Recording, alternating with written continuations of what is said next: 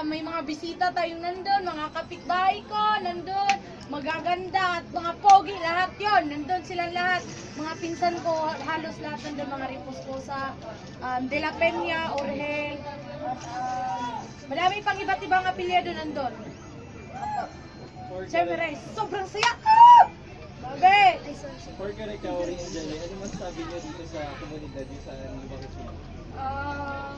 Halatang, sige ikaw.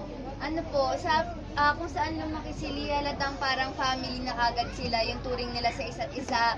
Halatang ang saya-saya nung pamilya nila, kasi kung paano nila nga pinaghandaan sila, sinalubong sila, talagang binigyan po nila ng effort, talagang pinaghandaan po nila. At syempre parang ramdam na ramdam po namin yung pagmamahal nila para kay Lee, nakaka-proud. Kaya sobrang saya rin po namin na nakita po namin tong bahay ni Lee at saka kung gaano nila sinusuportahan po si Lee. Ako rin po, nakita ko sa pagdating ko po rito, kahit sa labas pa lang, nakita ko na agad kung gaano sila ka-proud kay Lee, kung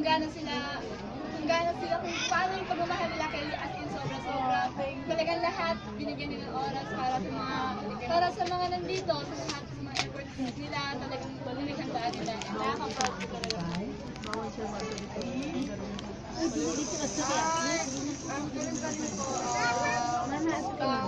Masaya po kami para kay Ling kasi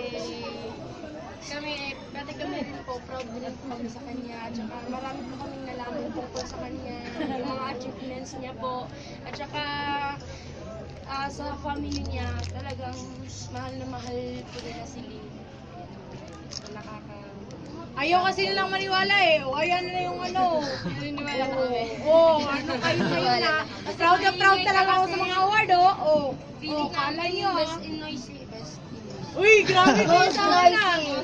Ay, Noisy ka tita. Lagi siya nasa listahan ng maingay. O siguro ba nasa blackboard yung laging ganon. pero takot sila sa akin kasi pag nilista na, sige, lista niyo ako. Secretary ka? Pinablackmail. Pinablackmail, alam nyo na kasi kung sino. nag-attendance kaya tak o X ano. Noisy Huli ka ako. ngayon. Huli ka ngayon. Ay,